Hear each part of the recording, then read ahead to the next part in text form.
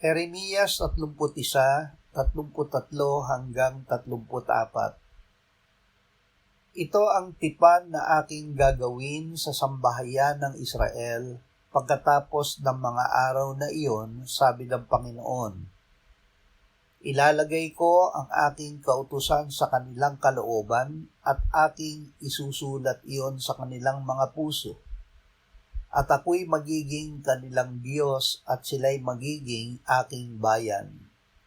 At hindi na tuturuan ng bawat isa sa kanila ang kanyang kapwa at ng bawat tao ang kanyang kapatid na magsasabi, kilalanin mo ang Panginoon, sapagkat ako'y makikilala nilang lahat mula sa pinakahamak sa kanila hanggang sa pinakadakila, sapagkat patatawarin ko ang kanilang kasamaan at ang kanilang kasalanan ay hindi ko na aalalahanin pa, sabi ng Panginoon.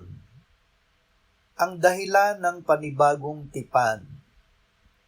Ang tipan ng Diyos sa Israel at Huda noong ilabas niya sila sa Ehipto ay gaya ng sa mag-asawa.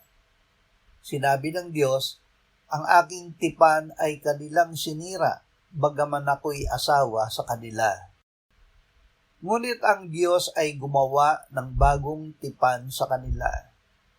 Sila ay kanyang patatawarin, ang kanilang kasalanan ay kanyang lilimutin, siya ay makikilala ng lahat, ang kanyang mga utos ay matatanim sa kanilang puso at isip. Ang Diyos mismo ang magtuturo sa kanila. Ang tipang ito ay pinagtibay ng dugo ni Kristo na nabuhos sa ikapagpapatawad ng kasalanan ng sanlibutan. Narito ako.